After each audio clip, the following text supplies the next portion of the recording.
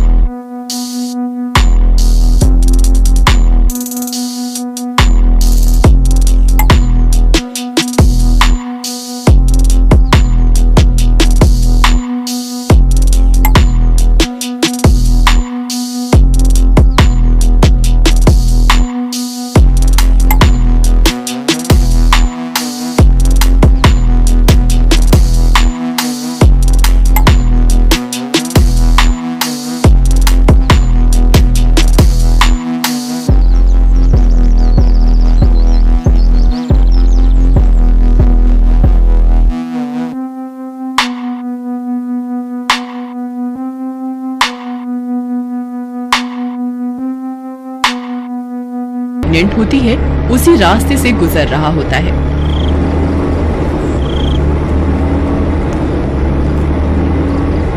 उस रास्ते पर एक बोर्ड लगा होता है, रात में इस रास्ते से जाना सख्त मना है।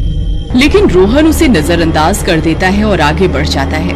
तभी उनकी गाड़ी का टायर फट जाता है। अरे ये क्या, लगता है गाड़ी का टायर फट गया है। ये तो बहुत ही बड़ी गड़बड़ हो गई। मेरे पास तो दूसरा टायर भी नहीं है, अब क्या करूं? अरे अरे जल्दी कुछ कीजिए ना, मेरा दर्द बढ़ता ही जा रहा है, मुझसे और बर्दाश्त नहीं होता, जल्दी कीजिए ना। सीमा, मेरे पास दूसरा टायर नहीं है, हॉस्पिटल पास में ही है, चलो हम पैदल ही चलते हैं। फिर वे दोनों सुनसान रास्ते में पैदल चलने लगते हैं।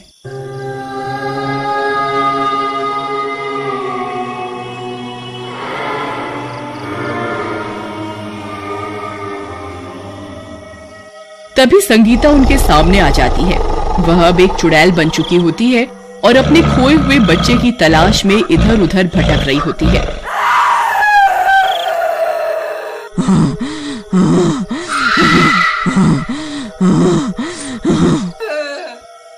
चुड़ैल को देखकर उन दोनों की हालत खराब हो जाती है। अरे मर गए रे, ये चुड़ैल कहां से आ गई? हाय रे, अब क्या करें सीमा?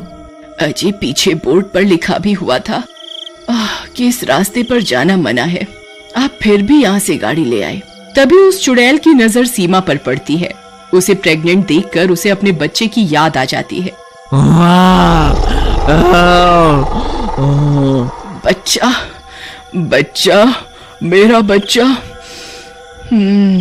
तुम इंसानों ने मेरा बच्चा मुझसे छीना था ना, अब मैं तुझसे तेरा बच्चा छीन लूंगी। फिर इतना बोलकर वह चुड़ैल सीमा के पेट पर अपनी जादुई शक्तियों का इस्तेमाल करती है और उसके पेट से उसका बच्चा निकाल लेती है। अरे मर गए रे, हाय रे, बहुत दर्द हो रहा है जी, कुछ कीजिए ना, अरे मर गई रे। तभी वह चुड़ैल सीमा का बच्चा लेकर हवा में उड़ जाती है।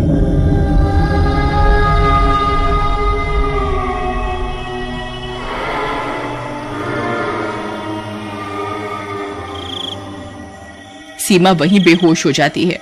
सीमा, तुम ठीक तो हो ना? सीमा, उठो सीमा, हे भगवान, मुझे इसे अभी हॉस्पिटल ले जाना होगा। फिर रोहन उसे उठाकर किसी तरह हॉस्पिटल पहुंच जाता है और किसी तरह उसकी जान बच जाती है। फिर कुछ दिनों के बाद, अजी कुछ भी कीजिए, मुझे मेरा बच्चा वापस ला कर दो, मैं अपने बच्चे के बिना नहीं जी सकती। तुम घबराओ नहीं सीमा, हम आज ही उस गांव में चलेंगे जहां ये हादसा हुआ था। ये तो बहुत बुरा हुआ भाई साहब आपके साथ। हम गांव वालों ने ये चेतावनी का बोर्ड भी लगाया हुआ था, लेकिन फिर भी आप उस रास्ते पर चले गए। वो चुड़ैल बहुत सालों से अपने बच्चे की तलाश कर रही है और जब उसे कोई बच्चा नहीं मिलता तो वो शख्स की जान ले लेती है। आपके बच्चे की वजह से आपकी जान बच गई है। देखिए भाई साहब, वो मेरा बच्चा अपने साथ लेकर गई है, वो अभी भी जिंदा होगा, आप सब लोग उसे ढूंढने में मेरी मदद कीजिए ना। अरे नहीं नहीं बहन जी, हम आपकी मदद कैसे कर सकते हैं भला बताइए। आप जितने पैसे बोलोगे हम देने को तैयार हैं, बस किसी तरह मुझे मेरा बच्चा वापस दिलवा दो। सीमा की ये सारी बातें वो गुंडा भी चुपके से सुन रहा होता है और भागकर अपने सरदार को सारी बात बताता है। अच्छा, तो ये बात है। क्या कहा उसने? मुंह मांगे पैसे देने को तैयार है वो औरत। हाँ सरदार, यही सही मौका है बहुत सारे पैसे बनाने का। लेकिन हम उसका बच्चा वापस कैसे लाएंगे सरदार? अगर उस चुड़ैल ने हमें पहचान लिया तो वो हमें जिंदा नहीं छोड़ेगी। तुम उसकी चिंता मत करो, जाओ और पता लगाओ हमने उस बच्चे को किसे बेचा है। जाओ और उस बच्चे को वापस लेकर आओ। फिर वे गुंडे जाते हैं और उस चुड़ैल के बच्चे को वापस लेकर आ जाते हैं। फिर वे लोग रोहन के घर जाते हैं और उन्हें बोलते हैं कि वे उनका बच्चा वापस दिलवा सकते हैं।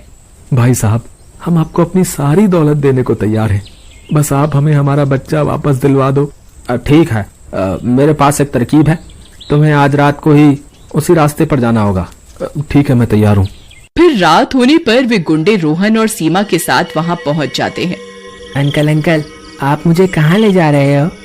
तुम्हारी मम्मी के पास बेटा। ज्यादा शोर मत मचाओ, चुपचाप चलते जाओ। सरदार चुड़ैल हमें देखते ही अपना शिकार बना लेगी। हम अब और आगे नहीं जा सकते। तुम ठीक कहते हो। देखो भाई साहब, अब यहाँ से आगे आपको ही जाना होगा। फिर रोहन और सीमा उस बच्चे को अपने साथ लेकर आगे की ओर चल देते हैं। कुछ ही दूर चलने पर उन्हें अजीब अजीब सी आवाजें सुनाई देने लगती हैं। अजी, मुझे लगता है वो चुड़ैल यहीं कहीं है। कहीं ऐसा ना हो वो हमें देखते ही मार दे और अपनी बात कहने का मौका ही ना दे। तुम सही कहती हो सीमा, इससे पहले वो चुड़ैल हमें ढूंढे, हमें उसे ढूंढना होगा। देखो बेटा, आपकी मम्मी यहीं कहीं है, आप उन्हें आवाज लगाओ ना। अंकल, मेरी मम्मी कहाँ है? मैं तो उन्हें पहचानता भी नहीं। मैं बहुत छोटा था जब भगवान ने उन्हें अपने पास बुला लिया था।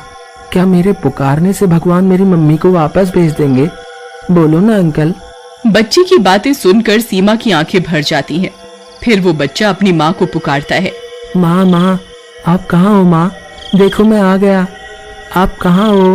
उस बच्चे की आवाज सुनकर वो चुड़ैल वहाँ पहुँच जाती है। अपने बच्चे को देखकर चुड़ैल खुश हो जाती है, लेकिन चुड़ैल का डरावना रूप देखकर बच्चा सीमा से लिपट जाता है।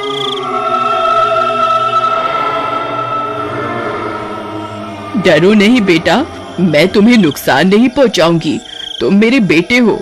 चुड़ैल जी, मैं भी एक माँ हूँ। जिस तरह आप अपने बच्चे के लिए तड़प रही हो, उसी तरह मैं भी अपने बच्चे के लिए तड़प रही हूँ।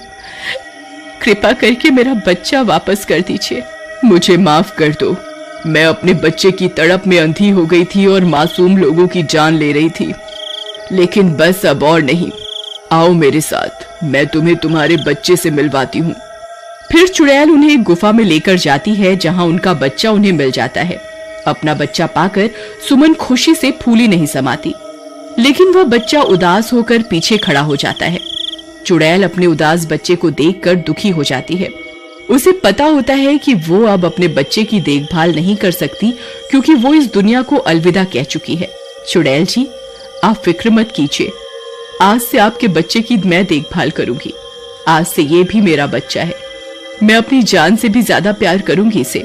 ये सब सुनकर चुड़ैल खुश हो जाती है। तुम्हारा बहुत बहुत शुक्रिया। अब मेरी भटकती आत्मा को शांति मिल सकेगी।